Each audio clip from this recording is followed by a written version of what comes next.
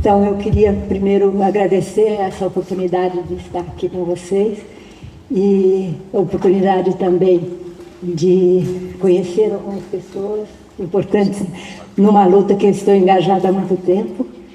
E também gostaria de fazer, só para início de conversa, o começo desse seminário, algumas observações de aspectos que são importantes em relação àqueles triplo desafio posto no convite. Um primeiro comentário é a respeito do primeiro desafio, que é acolhimento, proteção e garantia do retorno à convivência familiar e comunitária. A minha reflexão é que é com relação ao retorno à convivência comunitária. Eu acho que a convivência comunitária já existe, já deve existir no acolhimento institucional familiar, né? Não é quando retorna à família que a criança vai fazer a convivência comunitária, né? É uma responsabilidade do serviço de acolhimento propiciar a essa criança, a esse adolescente, a convivência comunitária. É fundamental, né? E a convivência comunitária não é só frequentar a escola e os serviços de saúde, os demais serviços, mas é a possibilidade, por exemplo, de trazer um coleguinha para estudar junto, ou de ir à casa do coleguinha, né? Então, isso é convivência familiar, isso é direito, e é direito da criança que está num serviço de acolhimento, num serviço protetivo, faz parte dos direitos. Então, eu achei que o fato da lei colocar a convivência familiar e comunitária no mesmo lugar pode criar certos equívocos, em que se considera que a convivência comunitária só se dá quando a criança está com a família. Na verdade, nós temos que garantir a todo momento que ela tenha isso. O segundo é um cotidiano acolhedor e uma ação educativa consistente. Então, eu perguntaria, o que garante a consistência de uma ação educativa, né? Então, porque para você garantir, o que será, eu fiquei pensando, para mim, o que garantia essa consistência? E, para mim, me parece que tem dois elementos fundamentais garantidores da consistência educativa: o respeito e o amor. A criança tem que ser respeitada nos seus desejos, nos seus limites, como nós respeitamos nossos filhos, né? Não é porque nós temos um grupo maior de crianças, e que são crianças, às vezes, em período de passagem, que ele não tem que ser respeitado nos limites dele, nos desejos, né? Que tipo de educação, que área da educação, que espaço é aquele espaço que lhe dá prazer?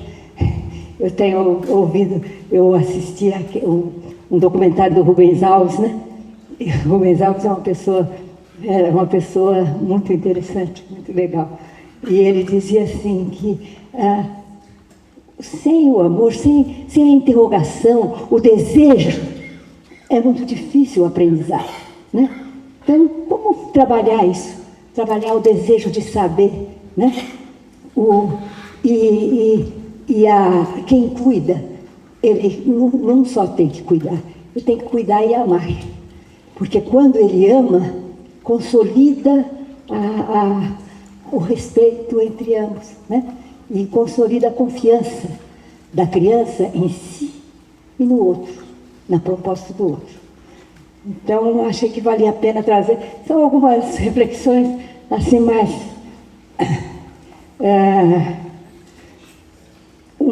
eu até trouxe uma frase do Fraceto, não sei se o Fraceto veio aqui, que é defensor, que eu achei que teria... sendo uma pessoa em formação, através dos vínculos de identificação, que a pessoa se forma como uma pessoa significativa. e que o jovem vai construindo a sua identidade. Então, essa ação educativa é uma ação de construção de identidade, né? Então, esse tipo de relação que eu chamo, eu tinha um grupo que nós refletíamos a respeito disso em São Bernardo do Campo, que eu chamo de pedagogia do vínculo, né? Uma pedagogia que tem o vínculo como eixo da relação, né? Naturalmente, esse vínculo é de pessoas que estão nessa relação de maneira diferente. Assim como nós com os nossos pais, ou eu com os meus netos e meus filhos, né? Nessa relação a gente ocupa papéis diferentes. Mas dentro desses papéis diferentes, nós temos essa relação de confiança e de amor, que eu acho que ajuda a ultrapassagem de muitas questões que possam aparecer, né? Por isso, para isso é importante superar as relações formais e obrigatórias, introduzindo a relação humana e afetiva, onde os desejos e as necessidades pessoais e sociais são compartilhadas. Então, a ação socioeducativa passa a ter uma dimensão que supera o cumprimento dessa medida protetiva, assumindo uma dimensão fundada na vontade de superação dos obstáculos próprios da realidade vivida por aquela criança e por aquele adolescente. Então, significa um esforço permanente para a construção de uma relação positiva, criativa e solidária com as crianças e com os adolescentes, e também, isso tudo que eu falei, também se refere à relação com as famílias. Nós temos que ter uma relação com essas famílias de respeito e de amor, né? Em posições diferentes, mas ela precisa ser respeitada. Nós temos uma tradição secular de rejeição à família. E também, por que não dizer, né, de ciúme, do amor que a criança tem pela sua família. Então a gente fica com desejo, eu vou finalizar, fica com desejo de que essa criança dedique o seu afeto para nós. E muitas vezes nós pretendemos substituir a família no nosso trabalho. Então é alguma outra coisa que nós temos que nos cuidar, né? O afeto, ele independe dessa relação não é uma relação de subordinação, não sei o termo melhor, mas o afeto, ele existe, esteja no lugar que você estiver, e o respeito também. Então, é uma construção de uma relação que não é uma relação de posse, é uma relação de troca. Então, eu acho que com isso eu pretendi um pouco trazer uma reflexão mais subjetiva a respeito das coisas, né? Nós temos que as coisas objetivas e instrumentais, nós temos que aliar, nós temos que ter alta qualidade instrumentiva e instrumental, né? Que objetivo é instrumental, mas não podemos deixar num trato com criança, adolescente, seres em desenvolvimento, seres de formação de identidade, de levar essa subjetividade do amor e do respeito, principalmente.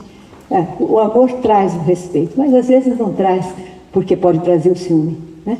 Então, vamos ter essa preocupação um pouco de criar essa relação, mas não uma relação de dependência, uma relação em que a gente tem o afeto, mas respeita os desejos e a independência do jovem e da criança. Obrigada.